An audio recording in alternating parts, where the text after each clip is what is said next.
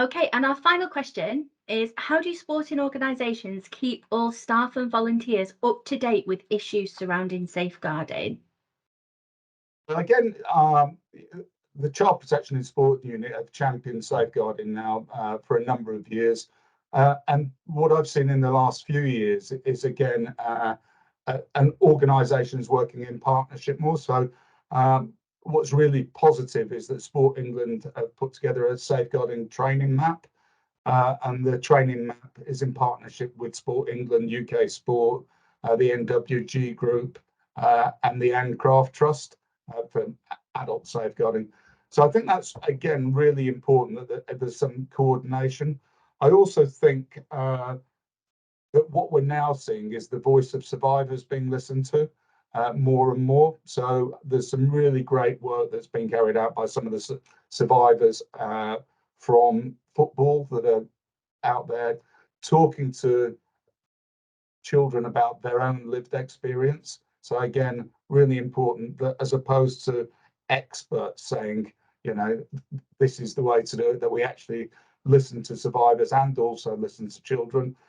I also think really key is, as I've mentioned, is understanding contextualized safeguarding and making sure that we don't just do things in isolation, that we work with partners as well.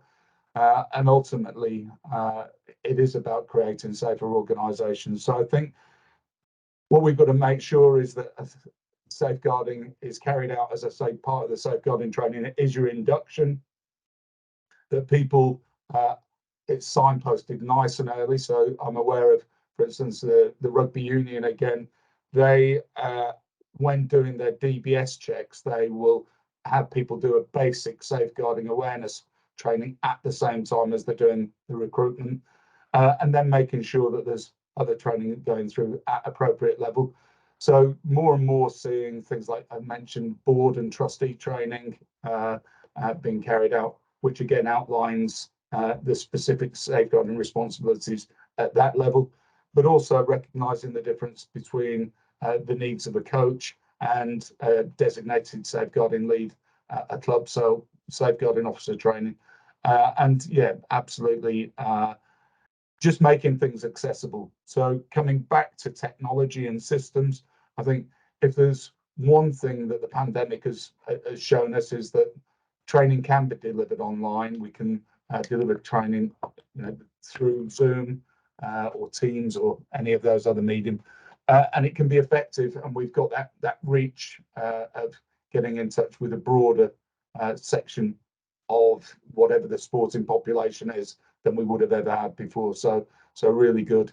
But again, what we need to do is have systems that record any training that people have done, so that, again, if you're looking at being put into a position where you need to make a defensible decision, that we can record the training that's been carried out. So yeah, all sorts of things going on at the moment.